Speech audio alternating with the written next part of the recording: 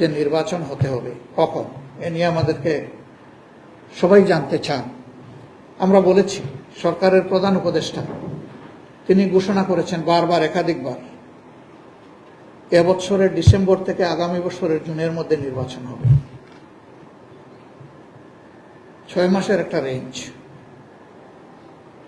এখানে আমাদের দেশের আবহাওয়া এবং কিছু পারিপার্শ্বিকতার ব্যাপার আছে। ফেব্রুয়ারির শেষ এবং মার্চের 3 ভাগের 2 ভাগ সময় জুড়ে রোজা থাকবে, তারপরে ঈদ থাকবে। এই সময়টা কোনো নির্বাচন সম্ভব নয়।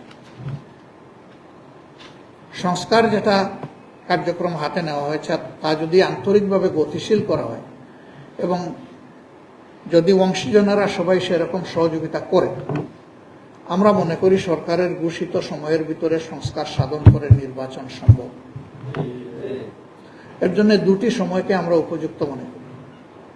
একটি হচ্ছে ফেব্রুয়ারি মাস রোজা শুরু হওয়ার আগে, আরেকটি হচ্ছে যদি কোনো কারণে এই সময়ের ভিতরে সংস্কারগুলো এবং বিচারের দৃশ্যমান প্রক্রিয়া জনমনে আস্থা সৃষ্টির পর্যায়ে না আসে, তাহলে ম্যাক্সিমাম এপ্রিল পার হওয়া উচিত নয়। কারণ এরপরে আবার কুরবানি আছে, এরপরে ঝড় বৃষ্টি, বাদল, বন্যা, দুর্যোগ, এগুলো আমাদের জাতীয় জীবনের অংশ। তখন একটা অর্থবহ নির্বাচন করা চ্যালেঞ্জের মুখে পড়ে যেতে পারে।